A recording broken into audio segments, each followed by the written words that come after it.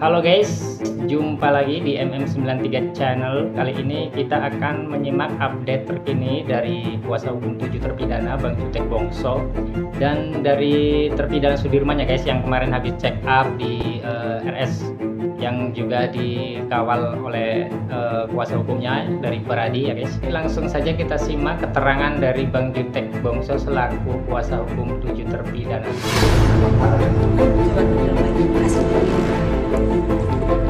Nah itu maksudnya bekas apa? Tembakan. Gimana cara tembaknya?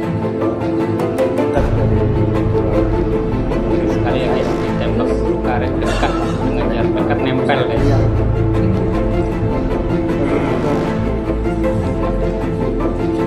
Salam keadilan Bapak Ibu sekalian. Pada hari ini Senin tanggal 17 Ini kuasa hukum 7 terpidana Bang Jutek Bongso selaku ketua koordinator ya guys. Saya kembali memberikan update penanganan kasus 7 terpidana di kasus Vina dan Eki di Cirebon. Pada hari Jumat yang lalu, pada tanggal 14 Februari 2025, tim hukum ya, kuasa hukum dan penasihat hukum dari 7 terpidana kasus Vina dan Eki di Cirebon di bawah koordinasi tim Dr. Wiwik ya, SHMH dengan tim sudah datang ke Lapas Kesambi Cirebon dan melihat dan bertemu langsung dengan 7 terpidana khususnya Sudirman. Kami lakukan oleh karena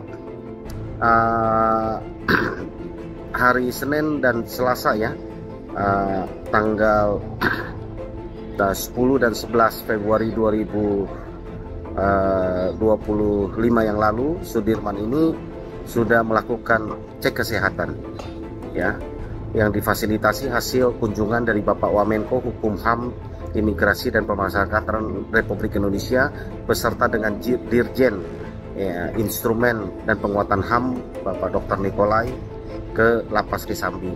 Kami ingin mengetahui hasil kesehatan dari 7 terpidana khususnya Sudirman, yang hasil kesehatan check up-nya kami ingin mendapatkan update.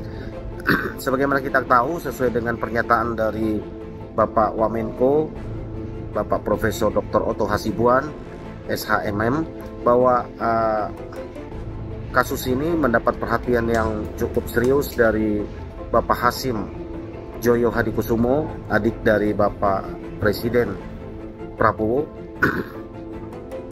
Nah, tentu ini adalah membuat kami lebih semangat lagi untuk membela mereka, oleh karena kesempatan begitu terbuka, berbagai langkah hukum yang dimungkinkan untuk kita lakukan sebagai tim kuasa hukum kepada mereka. Sebagaimana kita tahu bahwa ternyata selama 2 tahun berturut-turut saat ini, Kalapas Cirebon itu sudah mengajukan remisi perubahan kepada 7 terpidana ini dari seumur hidup menjadi waktu tertentu, yang kita harapkan bisa segera bebas, sambil proses hukum peninjauan kembali kedua akan kami lakukan di pengadilan nanti, bila mana bukti yang berulang-ulang saya sampaikan atas pengakuan Dede bahwa mereka tidak pernah melihat bahwa mereka ini pelaku dari pembunuhan itu. Tentu ini akan kami pakai untuk ke depan menjadi novum bahwa telah terjadi pertentangan keputusan tahun 2016 sampai 2024 atau 2025 sekarang. Itu tadi penjelasan dari Bang Jutek Bongso selaku kuasa hukum 7 terpidana. Memang laporan yang terhadap Dede itu sampai sekarang belum ada tindak lanjut ya guys. Jadi kuasa hukum terpidana sangat berharap sekali ditindaklanjuti, karena ini untuk novum kedua nanti ya guys, untuk jalannya PK 2 nanti. Baik guys, kita lanjut lagi guys. Ini sekarang keterangan dari Bang Otto Hasibuan selaku Wamenko ya guys. Terpidana kasus Vina, karena mereka juga lagi berkunjung ketemu di sini. Ya, kebetulan pernah juga kita saya menjadi pengacaranya dia. Saya sedih juga ya, tegukan air mata tadi saya nggak tahan. Karena apa? banyak masyarakat menganggap Pak Otto setelah menjadi Wamenko kok meninggalkan kasus Vina ini katanya. Nah, saya ingin sampaikan bahwa terus terang aja ketika saya menerima jabatan Wamenko ini pun kegelisahan saya luar biasa karena ada dua kasus besar yang saya ini hadapi, yaitu kasus Vina dan kasus Jessica yang pada waktu itu sama-sama menunjukkan PK. Dan mereka juga terus terang aja keberatan sekali waktu itu, walaupun akhirnya mereka bisa pahami. Nah, sekarang dengan saya menjabat sebagai pejabat negara, saya tidak lagi bisa berpraktek sebagai pengacara. Itu undang-undang advokat seperti itu, ya. Jadi saya harus cuti, sehingga ketika saya tanggal 21 Oktober saya dilantik, hari itu juga saya mengajukan permohonan cuti saya kepada Pradi sebagai advokat, ya. Jadi saya cuti. Nah, dengan demikian saya tidak bisa lagi menangani kasus Vina dan kasus Jessica. Nah, tapi beruntung karena ada tim, waktu itu ada juga Pak Jutek, ada Pak Ruli, saya pesankan pada mereka supaya tetap melanjutkan, dan mereka konsisten terus melanjutkan perjuangan mereka untuk membela Vina. Dan di kasusnya Jessica ada juga tim yang lain yang bisa menangani, ada Ibu Dame, ada Yakub dan sebagainya di sana. Ya. Ada Bostan juga. Nah, jadi saya juga secara khusus tadi melihat bahwa 7 pidana di sini keadaannya ya baik-baik saja, kita cek di lapas mereka baik, walaupun menitipkan tentang adanya keinginan dia untuk saya mendapatkan keadilan bagaimana. Nah, tapi ada satu memang, yaitu si Sudirman, dia ngeluh sakit, ya, ngeluh sakit punggungnya, karena dulu katanya dia merasa dulu katanya dia ditembak punggungnya dengan peluru karet, hingga sekarang ini masih selalu nyeri. Kalau dia duduk nggak tahan, tapi kalau dia jalan lebih nyaman. Tadi kita sudah sarankan agar dia diperiksa, ya, di rumah sakit, mungkin di ronsen atau di MRI, supaya mendapat kepastian, ya. Karena dia masih muda sekarang, kita lihat begini, jangan tiba-tiba dia lumpuh total, kita nanti, aduh gimana itu ya, kita nggak bertanggung jawab itu namanya. Jadi lebih bagus lebih dini dicek gitu kan. Karena ini orang ini sudah 9 tahun, kejadian dulu 1 tahun. Nah, soal kasusnya, saya sebagai di sini Menko tentu tidak bisa soal kasusnya. Itu adalah menjadi urusan dari pencarian sekarang. Pun saya tidak bisa katakan begitu saja ya. Secara moral, saya biarpun Menko, Menko punya juga kewajiban untuk memberikan akses to justice, ya, akses keadilan kepada semua orang, baik yang sudah di dalam sini maupun yang di luar sana. Itu juga kita sebagai Menko juga. Jadi sebanyak Pak Surya, Pak Ribu ini untuk hadir. Baik guys, jadi karena Bang Otto Hasibuan sudah menjadi Wamenko, itu sudah tidak diperbolehkan lagi untuk cawe-cawe istilahnya kasus Vina dan kasus Jessica Wongso ya guys. Bang Otto Hasibuan itu cuti selama beliau menjabat sebagai Wamenko. Tetapi beliau tetap mensupport ya guys ya, tetap mensupport, tetap memberikan akses-akses apa saja yang harus dilakukan, kan karena menyangkut ini kemanusiaan ya guys ya. Jadi tetap walaupun Bang Otto Hasibuan cuti dari advokat, tetap saja memantau, memonitor, intinya dalam arti tidak abai begitu saja ya guys ya. Jadi sampai saat ini sebetulnya Pak Wamenko itu sebetulnya masih memantau terus alias mengikuti terus dan memberi masukan kepada kuasa hukum 7 terpidana. Itu poinnya guys. Baik guys, sekarang kita lanjut lagi di video Sudirman yang kemarin habis periksa di rumah sakit dan apa saja yang diperiksa, dan inilah keterangan dari Sudirman yang ditanyai langsung oleh kuasa hukum 7 terpidana. Saya Sudirman mengucapkan terima kasih pada Pak Jutek, Wiwina dan Dunia yang sudah memperhatikan Sudirman. Baik, selamat siang. Pada hari ini Jumat tanggal 14 Februari 2025, tim hukum DPM Pradi mengunjungi Sudirman di Lapas Kesambi untuk melihat kondisi Sudirman setelah Jenderal ACK. Kasih Pak sama apa pihak terusnya ya. Sebenarnya kan di saya kan sakit, nggak bisa tidur, tidurnya malam terus. Kalau sana nggak hubungan. Yang pinggang Diman itu gimana? Yang waktu di persidangan itu kan Diman menunjukkan bahwa itu yang ditembak. Ya, ini Sudirman menunjukkan bekas habis tembaknya ya guys ya. Yang dulu di tahun 2016 saat ditangkap dan diinterogasi dan kurang dari 24 jam. Itu yang dikatakan Sudirman ditembak dengan jarak dekat ya guys. Nah ini guys. Oh, jadi yang ditembaknya itu di sebelah situ ya guys ya. Kita lihat di video guys. Nah itu daerah situ ya guys. Ini kelihatan sini ya. Daerah sini ya sakitnya ya. Ini tuh diapain sih? Hah? Coba duduk lagi. Tembak peluru karet guys. Nah itu bekas lukanya bekas apa? Ditembak karet. Buset ya guys ya. Ditembak karet. Ngeri ya, guys. Cara tembaknya? Nempel guys. Dekat dari tulang punggung saya. Terus Pas ditembak, saya teriak. gimana? Allahu Akbar. Oh jadi Sudirman jongkok ditembak Sudirman lagi berdiri. dengan jarak dekat guys. Sambil berdiri. Ngeri ya guys ya. Mau Ngeri banget. jongkok. Terus pas ditembak sakit tuh. Sudirman masih jongkok atau sampai kayak gimana sakit tuh? Tiduran. Mau sampai tiduran sakitnya. Terus setelah ditembak itu Sudirman beres ditembak langsung berdiri lagi, langsung jongkok lagi gitu, bisa? Ya, dipaksa sama polisinya. Oh dipaksa. Masih terasa, guys. Kejadian itu sakitnya sampai sekarang nih masih terasa ya? Masih Masih. Sekarang nggak bisa apa? nggak bisa duduk lama, Nggak bisa lama terus. tetap nggak bisa duduk lama aja. Kalau duduk lama apa yang rasanya? Ya, kayak tulang gesek-gesek kan kayak tulang yang sakit. Oh tulangnya kayak kegesek gitu sakit. Jadi kalau duduk lama pegel atau sakit kayak kecubit atau kayak gimana? Itu kayak potongan kan. Terus kalau itu apa lagi yang sakitnya? Iya, yang kepala. Kepala. Iya. Coba mana lihat, dilihatin kepalanya. Ini yang ini ya, benjol ya? Iya. Ini Oh gara-gara ini apa? bukan pakai gembok guys, ini dipukul pakai pentungan guys. Gara-gara apa?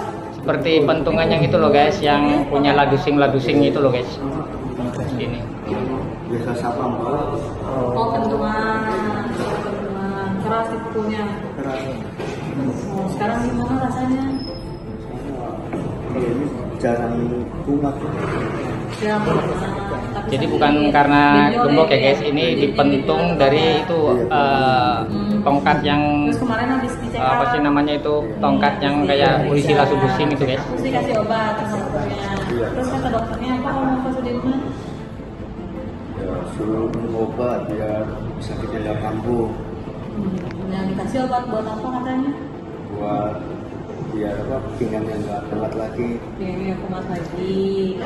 Terus sekarang mau rajin minum obat. Iya. Minum obat. Terus apa yang udah dirasain setelah minum obat? Ya, rasa sakit di punggung ini berkurang nggak kayak awal sebelum di check up. Oke. Kalau sebelum dicek up mungkin tidurnya nggak enak kali ya. Iya. Pas sekarang dicek up, dapat obat, tidurnya jadi enak gitu. Iya. Terus apa lagi? Ya, yang dirasakan pegangan sakitnya yang ini mana yang dirasakan Sekarang yang dirasakan sakit yang bisa udah mendingan. yang tapi masih ada Ya kalau nggak minum obat. oh iya Nah, Sudirman lebih nyaman duduk atau jongkok atau tiduran. Ya lebih nyaman kayak aktivitas mulai mandi. Oh, jadi kalau dipakai duduk masih sakit pinggangnya. Ya kalau nggak minum obat jalan lima mendingan. Oh, Nah kita lihat tadi ya guys, Sudirman menunjukkan bekas luka tembak yang dilakukan oleh penyidik 2016 yang menurutnya ditembak peluru karet menurut Sudirman ya guys. Itu tadi lukanya di situ, di sebelah situ ya guys. Poinnya Sudirman sampai sekarang masih sakit guys, masih terasa sakit, tidak bisa duduk lama, tidur pun harus miring ya guys, harus miring dan intinya masih nyeri masih nyeri sampai saat ini ya guys. Makanya Sudirman diperiksakan ada hal-hal yang membahayakan atau tidak, karena takutnya kan dari Bang Oto Hasibuan tadi kan takutnya lumpuh permanen karena masih muda ya guys ya. Makanya di check up supaya bisa tahu apa saja atau hasilnya seperti apa dan membahayakan atau tidak untuk Sudirman sendiri.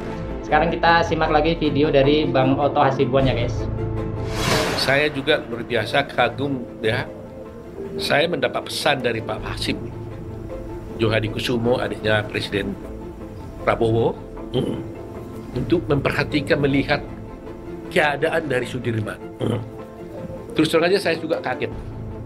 Seorang adik presiden bisa memikirkan sejauh itu, dan saya nggak tanya. Beliau yang mengontak saya. Coba lihat keadaan Sudirman katanya. Karena katanya dia mendapat informasi tentang bahwa dia sakit. Terus terang aja saya kaget. Kok ada orang sebaik ini gitu. Orang ada presiden, orang kaya, tapi masih mikir nasib rakyat seperti ini. Sehingga saya pergi ke sana, bertemu. Akhirnya saya tanya Pak Sudirman. Saya lihat dia duduk, lihat sebenarnya nggak ada apa-apa nih gitu kan. Akhirnya aku tanya dia, kamu sebenarnya apa yang terjadi? Dia bilang, Pak, rupanya dulu dia katanya di punggungnya dengan peluru karet. Jadi keadaan dia, sepintas kita lihat nggak ada apa-apa, tapi dia bilang sama saya, kalau dia duduk nggak bisa lama. Dia hanya lebih nyaman sedikit berdiri, tapi itu nggak bisa lama. Saya buka bajunya, coba saya lihat dulu, saya lihat. Lihat di sininya itu, di punggungnya. Nah, akhirnya saya sampaikan kepada dia supaya mau diobati. Saya minta kepada Kalapasnya untuk segera membawa dia ke rumah sakit untuk disembuhkan. Sebab begini ya, ini dia kan masih anak muda kan. Dia ditahan dulu 21 tahun, sekarang umurnya 29. Ya memang mereka itu kena seumur hidup. Tapi kan kita harus berusaha juga bagaimana merubah keadaan dia nantinya secara hukum.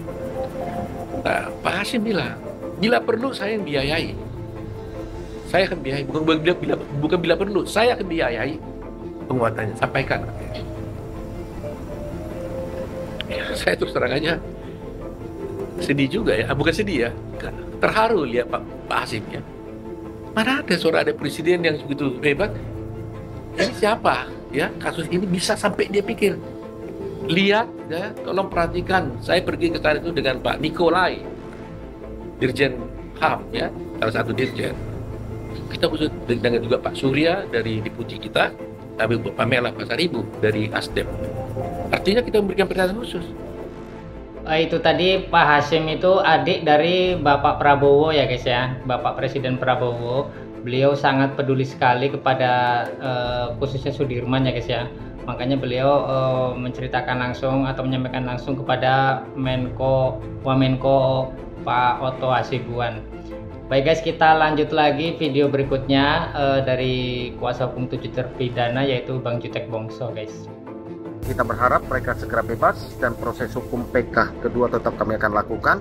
Dan kami sekali lagi berterima kasih kepada Bapak Wamenko Hukum, HAM, Imigrasi dan Pemasyarakatan Republik Indonesia, Bapak Profesor Dr. Oto Hasibuan, Bapak Dirjen Instrumen dan Penguatan HAM di Kementerian HAM Republik Indonesia, Bapak Dr. Nikolai, dan juga khususnya terutama kepada Bapak Hasim Jo Hadikusumo ya, yang sudah memberikan kasus ini, dan juga tak lupa kepada Bapak Deddy Mulyadi, Gubernur Jawa Barat ya. Tentu dengan begitu banyak tokoh-tokoh masyarakat yang mengawal kasus ini, kita harapkan bahwa keadilan akan segera ditegakkan. Kami tahu bahwa eksekutif ini tidak bisa mencampuri urusan judikatif di ranah pengadilan. Walaupun mereka ini mempunyai kekuasaan di eksekutif, kami tahu bahwa ini mereka tidak bisa langsung mencampuri urusan judikatif. Oleh karena itu kami berharap bahwa dukungan yang sudah sedemikian banyak dapat membuat ahli atau lembaga peradilan di Indonesia, khususnya Mahkamah Agung, melihat ini, dan juga kami menghimbau kepada Bapak Kapolri segera tolong ya, apalagi yang ditunggu Pak Kapolri ya, Pak Kabar Reskrim, segera tingkatkan status penyidikan. Kami menunggu ya reaksi respon secara cepat dari Bapak Kapolri, Bapak Kabar Reskrim terhadap LP yang kami lakukan di Barreskrim Mabes Polri.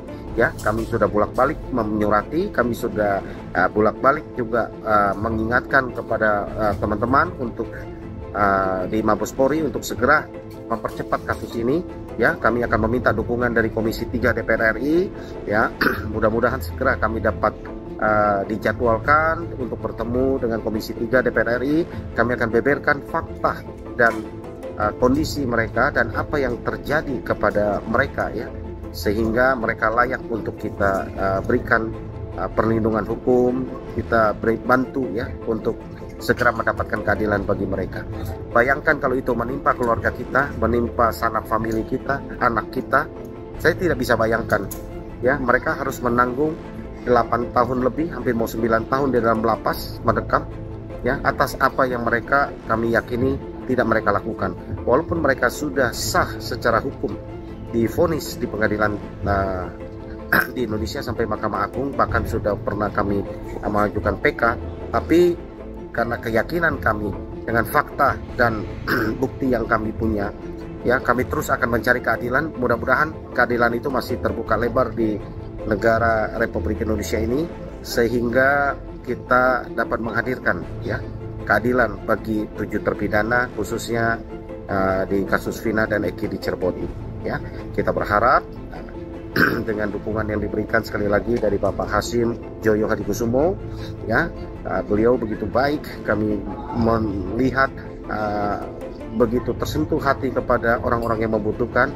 Kami berharap Pak Hasim juga dapat membantu mengawal, ya, sampai kepada Pak Presiden, ya, supaya mereka dapat dibebaskan dulu melalui proses perubahan waktu atau remisi perubahan baik guys, waktu itu tadi tertentu video dari dari seumur hidup. Bang Jutek Bongso yang menjelaskan bahwa Pak Hasim ini sangat tersentuh sekali, ya guys, pada 7 terpidana ini, dan beliau sangat mendukung sekali untuk kebebasan 7 terpidana. Semoga 7 terpidana cepat bebas, ya guys, PK2 segera dilaksanakan dan 7 terpidana cepat bebas dan mendapatkan keadilan seadil-adilnya. Terima kasih yang sudah menyimak tayangan dari kami untuk update-update 7 terpidana kasus Vina Cirebon. Next kita akan lanjut video-video berikutnya. Salam sehat.